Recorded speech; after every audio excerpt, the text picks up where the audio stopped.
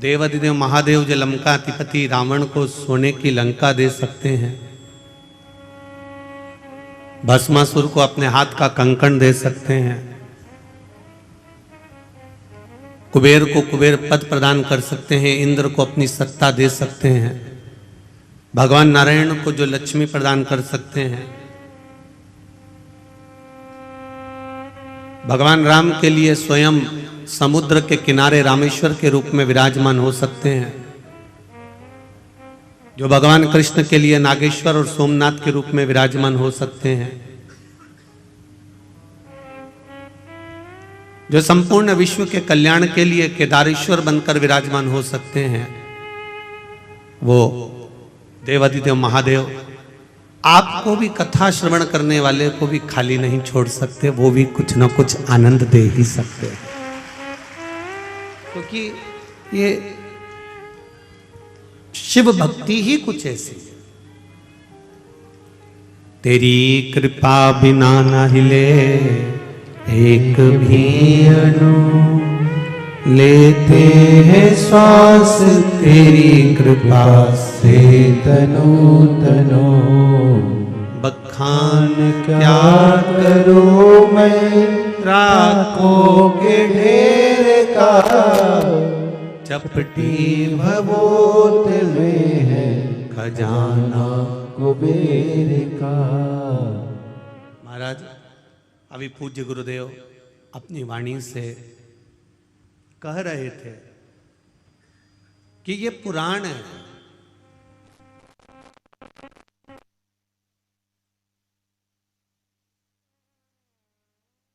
और पुराण का मतलब होता है पुराना लेखा जोखा,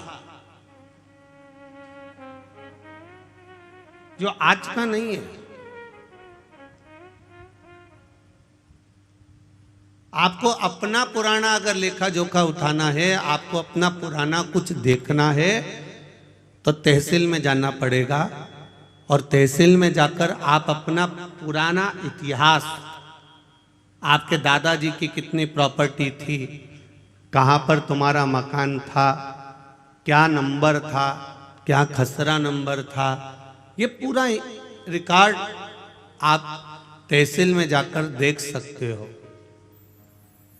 तहसील में जाकर देखा जा सकता है। पर हमारे सनातन धर्म का अगर कहीं रिकॉर्ड देखना हो, हमारे सनातन धर्म की अगर आनंदता देखना हो, तो जैसे तहसील में पुराना रिकॉर्ड देखा जाता है, उसी तरह पुराणों में भी हमारा रिकॉर्ड देखा जाता है कि हमारा आनंद कहाँ छुपा हुआ, हमारा सुख कहाँ छुपा हुआ।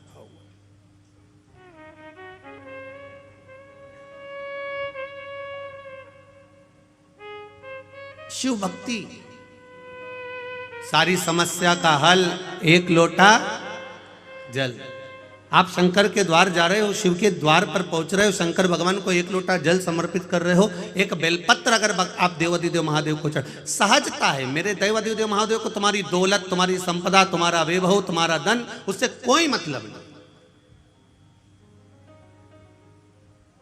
अगर दौलत से मतलब होता मेरे देवाधिदेव महादेव को, तो रावण ने भगवान शंकर से कहा था, भोलेनाथ कैलाश पे रहते रहते तुम्हें बहुत समय हो गया, अब मैं तुमको लंका लेकर जाना चाहता हूं, सोने की लंका में आप रहिए, स्वर्ण की लंका में आप विराजमान रहिए, चलिए मेरे साथ, आप सोने की लंका में चलिए।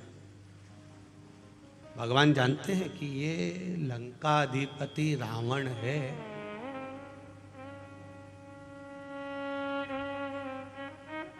ये विद्वान जरूर है पर विद्यावान नहीं है। पहले भी कथा में कहा है, आज फिर कहते हैं, विद्वान और विद्यावान में अंतर होता है। हनुमान जी के आगे कहा जाता है विद्यावान गुणी अति चातुर, पर रावण के आगे कोई भी ये नहीं कहता कि ये विद्यावान है, रावण के आगे लोग कहते हैं ये विद्वान है। इतना विद्वान जिसने अपने भुजाओं के बल पर कैलाश पर्वत को उठा लिया था, जो भगवान शंकर को राजी कर लेता है, जो देवताओं को अपने वश में कर लेता है, इतना विद्वान था, पर किसी ने ये नहीं कहा कि ये विद्यावान था, क्योंकि विद्वान और विद्यावान में अंतर होता है।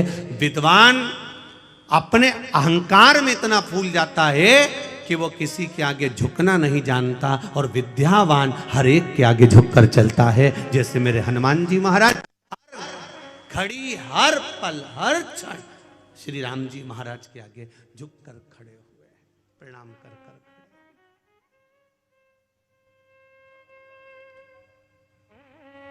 मेरे राम जी महाराज के आगे मेरे हनुमान जी महाराज हमेशा नम्र होकर झुककर खड़े। क्यों?